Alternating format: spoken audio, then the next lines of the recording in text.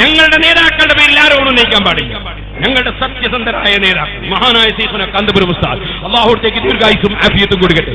ഞാൻ ചോദിക്കട്ടെ, ഈ ഒരു 74ഓളം വയസ്സ് ഉസ്താദിന് പ്രായമുണ്ടെന്നാണ് ഞാൻ മനസ്സിലാക്കുന്നത്. അല്ലാഹുവേ, ഞങ്ങളുടെ ആയുസ്സിനേക്കാളപ്പുറം ഞങ്ങളുടെ പറഞ്ഞാലും തിരക്കേടില്ല, അവിടത്തേക്ക് നീ ആയുസ് വർദ്ധിപ്പിച്ചു കൊടുക്കണം റഹ്മാനെ. ഞങ്ങൾക്കെല്ലാവർക്കും നിന്റെ പൊരുത്തത്തിൽ ദീർഘായുസ് തരണം റഹ്മാനെ.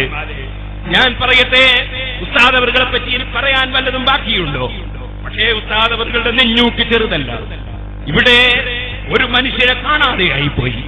അങ്ങനെ പല കുന്നുകളും തെരഞ്ഞു, അങ്ങനെ പല JCBകളും വന്നു.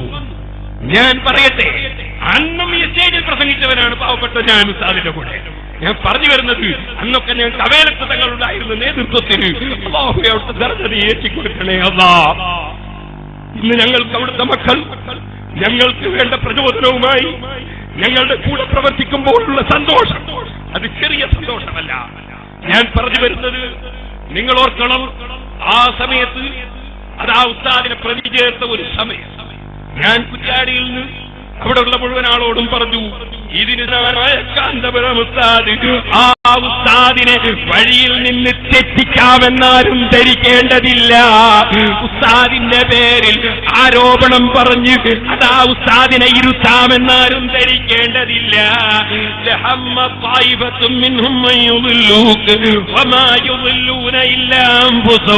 നിങ്ങളതാ പിഴപ്പിക്കുന്നത് നിങ്ങളെ തന്നെയാണ്.